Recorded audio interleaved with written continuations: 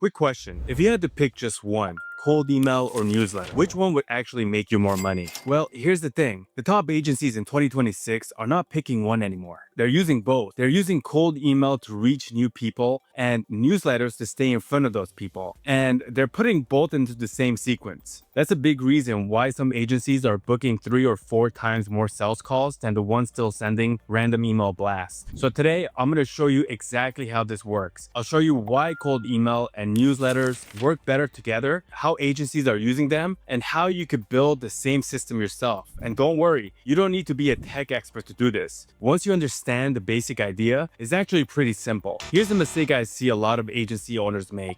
They treat cold email and newsletters like they're two completely different things. Cold emails feel like sales. You find someone who doesn't know you, you send them an email, you try to get their attention, and then you ask them to reply, book a call, learn more. But there's a problem. A lot of people won't reply to that first email or the second one. And after sending hundreds of emails with very few replies, it can get frustrating fast. Now, newsletters feel completely different. A newsletter feels more like marketing. You're not always asking someone to buy something. You're giving them something useful. Maybe it's a tip. Maybe it's a story. Maybe it's a case study. Maybe it's something you learned that can help their business. You stay in front of them and hope that when they're ready to buy, they remember you. But here's where agencies get stuck. Most of them pick one side. Cold email agencies keep sending cold emails, but they don't do much with the people who never reply. Newsletter focused agencies keep sending useful content, but sometimes they never actually ask people to take the next step. And here's the big problem with both approaches. Most people are not ready to buy the first time they hear from you. Think about your own life. If a company you've never heard of emails you today, are you going to buy something from them right away? Probably not. You may need to see their name again. You may need to read something useful from them.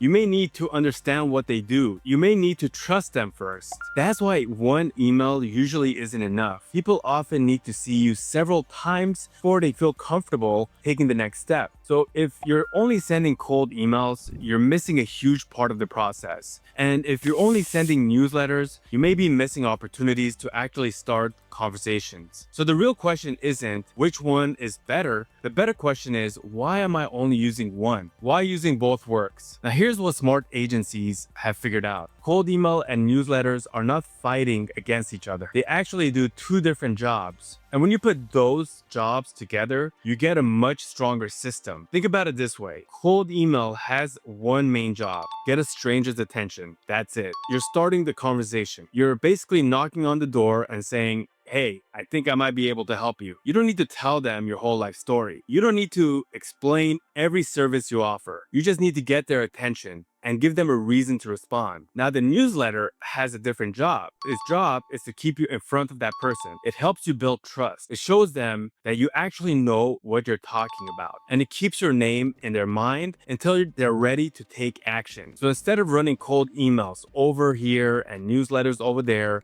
agencies are starting to connect them. They're building one sequence that does both. Here's what that might look like. Day 1, send a short cold email. Keep it simple, make it personal, and ask for one clear action or reply. Day 3, send a short follow-up. Nothing crazy. You're just reminding them about the first email. Day 7, still no reply? That's okay. Instead of giving up on the lead, move them into the newsletter style sequence. Now the message changes. You're not pushing for a meeting every time. You're giving them something useful. Maybe it's a quick tip. Maybe it's a useful idea. Maybe it's a case study. Maybe it's an example how you helped another business. Then you keep going. Day 14, day 21, day 30. More useful content. More chances for them to see your name. More chances for them to understand what you do. And more chances to build trust. Then after they've seen few helpful emails, you can bring the original offer back. Now you're not a total stranger anymore. They've seen your name. They've read your comment. They understand what you do. And the next sales email feels very different. That's the whole idea. The lead doesn't disappear just because they didn't answer the first cold email. Instead, they move from someone who doesn't know you to someone who keeps seeing useful information from you. And the best part, once you build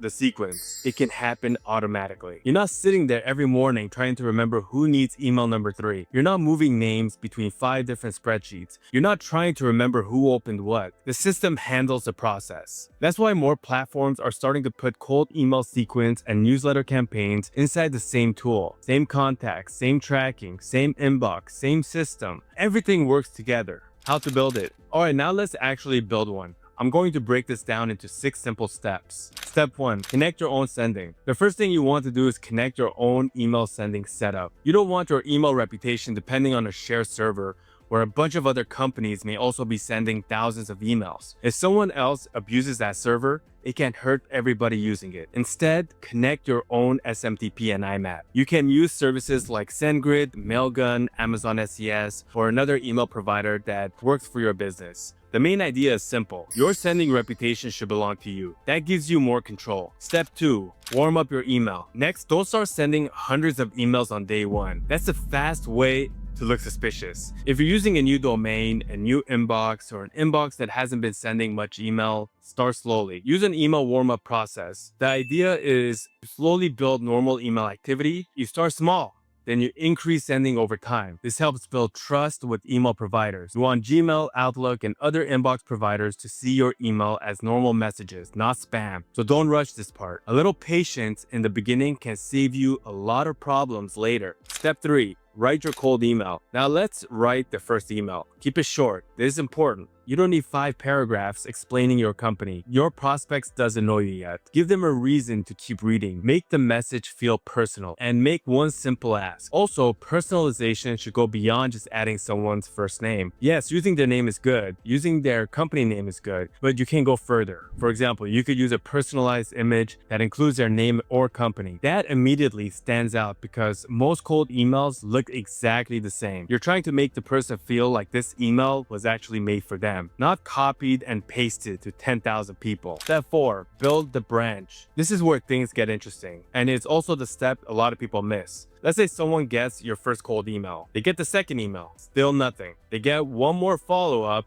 still no reply. Most people stop right there. They assume this person isn't interested. But that's not always true. Maybe they were busy. Maybe they saw your email at the wrong time. Maybe they didn't need your service that week. Maybe they liked the idea but weren't ready. So instead of deleting that lead or forgetting about them, move them into your newsletter sequence automatically. Now you stop pushing for the sell. Start helping them. Send something useful. Give them a tip. Show them a case study. Teach them something simple. Show them a result. Give them a reason to keep opening your emails. You're building a relationship instead of constantly asking, "Ready to book a call yet?" Step 5. Track everything. Now you need to know what's happening. You want your system tracking your emails in one place. Who's opening? Who's clicking? Who's replying? Which emails are bouncing? Which leads are becoming more active? This information matters because not every lead is equal. Someone who hasn't opened anything in 3 months is very different from someone who opened your last 4 emails and clicked your link twice. That second person may be getting warmer. That's when you may want to reach back out. The data helps you understand what is happening without guessing. Step 6. Test and improve. Finally, test your emails. Don't assume you know which subject line is best. Test it. Try 2 subject lines. Maybe one is short, direct. The other creates curiosity. Then see which one gets better results. You can do the same thing with your opening line, your call to action, your offer, even the timing between emails. Small changes can make a big difference when you're sending at scale. Let the numbers tell you what works. Don't just guess and that's it. 6 steps. Now you have cold outreach and newsletter contents working together inside one system. Once it's built,